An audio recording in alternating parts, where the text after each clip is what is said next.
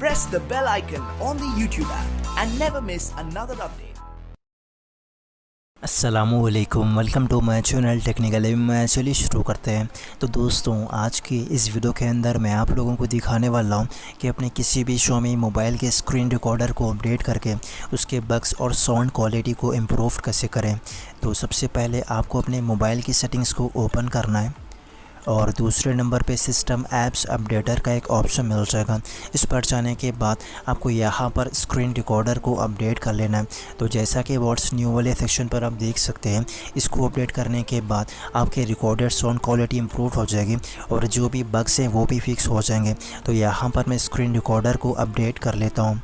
और दोस्तों, ये प्रोसेस करने के बाद आपके स्क्रीन रिकॉर्डर में जो भी प्रॉब्लम है वो सारी प्रॉब्लम फिक्स हो जाएगी। तो इसी तरह आप भी अपने किसी भी Xiaomi मोबाइल के स्क्रीन रिकॉर्डर को इजीली अपडेट कर सकते हैं।